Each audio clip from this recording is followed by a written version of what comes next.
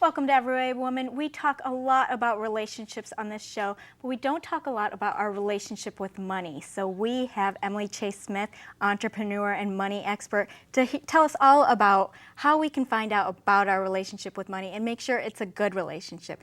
So tell me first, how do we determine what our relationship is? Because I think it's hard for people to think about that. Well, it's interesting because I think we think about money as math. And money's not necessarily math, it's personal, and it is a relationship, I think especially for women because we're so relational. So I tell people to kind of close their eyes and think of the first word that comes to mind when they think of their relationship with money. And a lot of times I get scary. Sometimes I'll get a tool, like it's a tool that I use. Sometimes people say ignorance, like they don't know what to do. No, yeah, exactly. There's a drawer of unopened bills somewhere in my house. So I ask them to just kind of close your eyes and think what word pops into your mind, and that'll kind of tell you where you are now in your relationship with money. So why do we sometimes do things against our own self-interest when it comes to money? Like, the people, of course, for some people living paycheck to paycheck is just reality. But for others, it's just, it's spending until the end of the month you realize, oh, I spent through all of that. So how can people change that? Because it's not about money. It's about that relationship with money and what you're using your money for. Because when we look at how we use our money, then we see what our values are. We can look at our checkbook and tell what we value. Do we value time out with friends? If we see a lot of eating out charges, then we can tell we value time out with friends. Do we see a lot of travel expenses? That's what we value. Do we buy our kids a lot of stuff? That's who we value. And so sometimes our values are driving our decisions rather than the reality of where we are with our money. And if you value all of the above, it's even worse. You got trouble. Well, tell me about, as far as people feeling like they're in control of their money or their money is controlling them.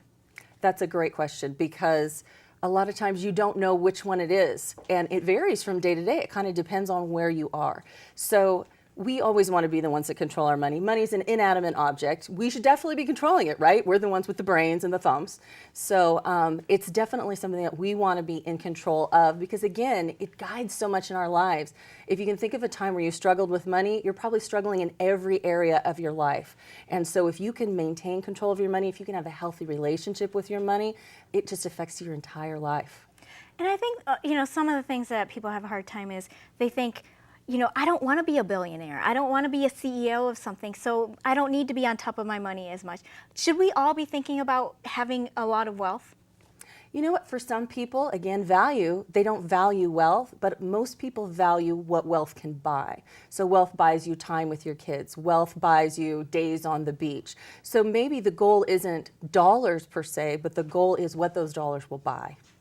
And, I'm completely, I fall to this, when it comes time to bill time, I'm the one in charge of it, but I get so nervous about it, and I'm like, I'll do it tomorrow, I'll do it tomorrow. When it's so easy, especially today with, online bill paying and things like that, it's so simple.